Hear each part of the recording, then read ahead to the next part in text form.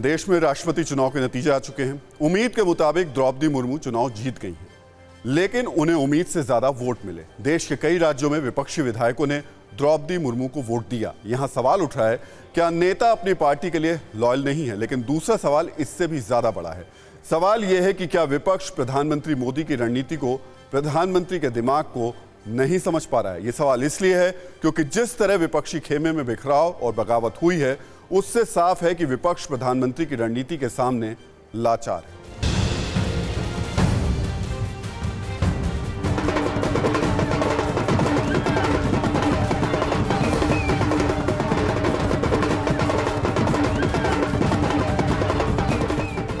राष्ट्रपति चुनाव में एनडीए का उम्मीदवार बनाए जाने के बाद भी द्रौपदी मुर्मू की जीत करीब करीब तय थी। जिस तरह कई गैर कांग्रेसी दलों ने द्रौपदी मुर्मू का समर्थन किया था, उससे द्रौपदी मुर्मू की जीत तय थी। बस एक कॉल कर सकती है आपको कंगाल, खाली हो सकता है बैंक खाता। कैसे? देखिए मेरे साथ, जागते रहो सिर्फ मनी 9 पर। अभी डाउनलोड करें। लेकिन चुनाव के नतीजे आने के बाद विपक्षी एकता और मजबूती का दावा करने वाले दलों को सोचने पर मजबूर होना पड़ा है। 2022, 2023 और 24 में होने वाले विधानसभा और लोकसभा चुनाव में अपनी जीत का मंसूबा पाले विपक्षी दलों को राष्ट्रपति चुनाव के बाद अपनी जमीन खिसकती नजर आ रही। दरअसल राष्ट्रपति चुनाव में द्रौपदी मुर्मू को 64% वोट मिले। चुनाव में 18 राज्यों में क्रॉस वोटिंग हुई है।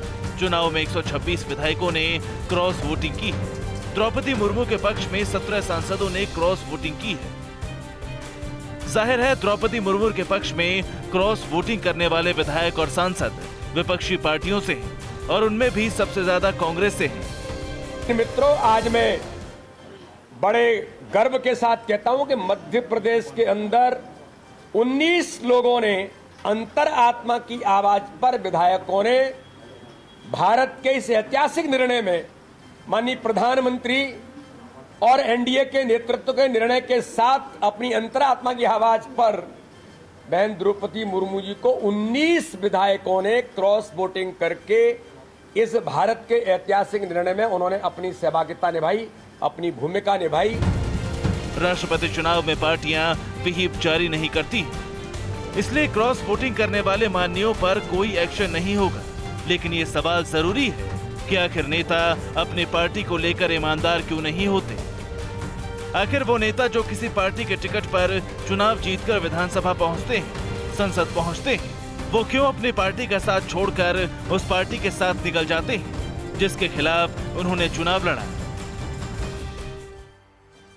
और अब आपको उन 5 राज्यों के आंकड़ों की जानकारी भी दे देते हैं जहां राष्ट्रपति चुनाव में क्रॉस वोटिंग हुई थी। असम में 22 विधायकों ने द्रौपदी मुर्मू के पक्ष में क्रॉस वोटिंग की। यहां 6% आबादी आदिवासी समाज की है। यहां कांग्रेस 2 टर्म से विपक्ष में है, यानी यहां क्रॉस वोटिंग करने वाले विपक्षी विधायकों को अपनी पार्टी की जीत में या तो भरोसा नहीं था या फिर वो जानते थे कि आदिवासी महिला उम्मीदवार का विरोध भविष्य में उनके राजनीतिक समीकरण को बिगाड़ सकता है। मध्य प्रदेश में 19 विधायकों ने क्रॉस वोटिंग की। यहां अगले साल यानी 2023 में विधानसभा चुनाव होने हैं, यानी असम का फॉर्मूला मध्य प्रदेश में भी लागू होता है। महाराष्ट्र में 16 विधायकों ने द्रौपदी मुर्मू के पक्ष में क्रॉस वोटिंग की। यहां क्रॉस वोटिंग से खतरा कांग्रेस और एनसीपी को है। महाराष्ट्र में हाल ही में बड़ा पाला बदल हुआ है और सरकार बदली है। इसके अलावा यूपी के 12, गुजरात के 10, झारखंड के 10 और छत्तीसगढ़ के 6 विधायकों ने द्रौपदी मुर्मू के पक्ष में क्रॉस वोटिंग की। और भी कई राज्यों में क्रॉस वोटिंग हुई। अगर लग रहा है आपको कि अखिल भारतीय स्तर पर विधायकों की अंतर आत्मा जाग गई, तो आप बिल्कुल गलत सोच रहे हैं। पार्टी के बंधन को तोड़कर क्रॉस वोटिंग की ये मजबूरी असल में प्रधानमंत्री मोदी का वो मास्टर स्ट्रोक था जिसका तोड़ किसी के पास नहीं था। तो द्रौपदी मुर्मू का भारी मतों से राष्ट्रपति चुनाव जीतना सिर्फ एक मोर्चे पर विपक्ष की हार नहीं है, ये एक दूसरे अहम मोर्चे पर भी विपक्ष की हार है। ये विपक्ष की रणनीतिक हार है। सवाल यह कि आखिर विपक्ष प्रधानमंत्री मोदी का दिमाग क्यों नहीं पढ़ पाता? ये सवाल इसलिए है क्योंकि एनडीए की तरफ से द्रौपदी मुर्मू को राष्ट्रपति पद का उम्मीदवार बनाने के वक्त ही पहले विपक्षी दलों की एकजुटता खत्म हो गई। वोटिंग के दौरान क्रॉस वोटिंग हुई और अब द्रौपदी मुर्मू के जीतने के बाद विपक्ष के सामने 2024 तक बड़ी चुनौती है। यहां हम आपको बताना चाहेंगे कि उसके बाद अगले साल छत्तीसगढ़, मध्य प्रदेश, राजस्थान और त्रिपुरा में विधानसभा चुनाव होने हैं। छत्तीसगढ़ में सबसे अधिक यानी 30% से ज्यादा आदिवासी आबादी है। मध्य प्रदेश में 21% आदिवासी आबादी है। इसके अलावा राजस्थान में आदिवासी आबादी करीब 13% है।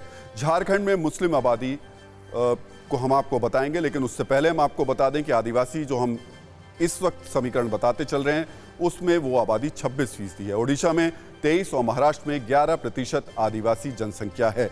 लोकसभा चुनाव में करीब 60 लोकसभा सीटों पर आदिवासी वोट अहम हैं। इसके अलावा मणिपुर और त्रिपुरा जैसे राज्यों में अच्छी खासी आदिवासी आबादी है।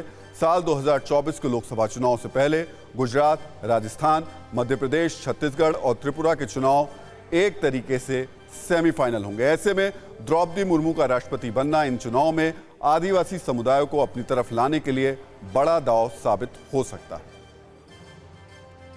हम देश में बढ़ते भ्रष्टाचार की बात करते हैं। हम कहते हैं कि आर्थिक भ्रष्टाचार बढ़ रहा है, लेकिन इस वैचारिक भ्रष्टाचार की बात अक्सर हल्के में ले ली जाती है। हम यहां ये कहना चाहते हैं कि क्रॉस वोटिंग जैसे मुद्दे बेशक बड़े ना हो, लेकिन ये बताते हैं कि हमारे देश की राजनीति में ट्रस्ट फैक्टर की कितनी कमी है। कैसे हमारे नेता अपने सियासी फायदे के लिए अवसरवाद को सब कुछ मानते हैं। कैसे जो नेता एक दूसरे के लिए जान देने की बात करते हैं वो मौका मिलते ही एक दूसरे का साथ छोड़ देते हैं। इसलिए अगली बार जब आप वोट देने के मुद्दे पर सोच रहे हो तो ये भी सोचें कि कौन नेता इस लॉयल्टी इंडेक्स में ऊपर है। ये सोचना इसलिए भी जरूरी है क्योंकि अगर नेताजी लॉयल्टी और ईमानदारी के इंडेक्स में ऊपर होंगे तो देश भी ईमानदारी के इंडेक्स में ऊपर होगा। यहां हम आपको ट्रांसपेरेंसी इंटरनेशनल के करप्शन परसेप्शन इंडेक्स 2021 के बारे में भी बताना चाहेंगे। इस इंडेक्स के मुताबिक ईमानदारी के मामले में डेनमार्क, न्यूजीलैंड और फिनलैंड 88 अंकों के साथ पहले नंबर पर है। ये वो देश हैं जहां नेताओं का लॉयल्टी इंडेक्स भी बेहद ऊंचा है। इन देशों में नेता ईमानदार हैं। लिस्ट में Norway, Singapore, Sweden, Switzerland, Netherland, Luxembourg और जर्मनी जैसे देश भी टॉप 10 में हैं। हम फिर यहां बताना चाहेंगे कि ये वो देश हैं जहां दल बदल, क्रॉस वोटिंग जैसे मामले बहुत कम देखने को मिलते हैं। इस लिस्ट में पाकिस्तान 140वें नंबर पर है। पाकिस्तान में नेताओं का लॉयल्टी इंडेक्स भी बेहद नीचे है। यहां नेता एक दिन इमरान खान के साथ खड़े होते हैं तो दूसरे दिन वही नेता नवाज शरीफ के साथ और तीसरे दिन वही नेता बिलावल भुट्टो के साथ खड़े नजर आते हैं। हम यहां आपको यह जरूर कहना चाहेंगे कि किसी देश में ईमानदार और साफ सुथरी सरकार में सिर्फ ईमानदार और लॉयल्टी इंडेक्स में टॉप पर रहने वाले नेताओं का ही योगदान नहीं होता, लेकिन इसे देखकर मोटे तौर पर एक बात समझी जा सकती है कि जिन देशों में पॉलिटिकल सिस्टम पारदर्शी होता है, नेताओं का लॉयल्टी इंडेक्स मजबूत होता है, वहां सिस्टम भी ईमानदार होता है।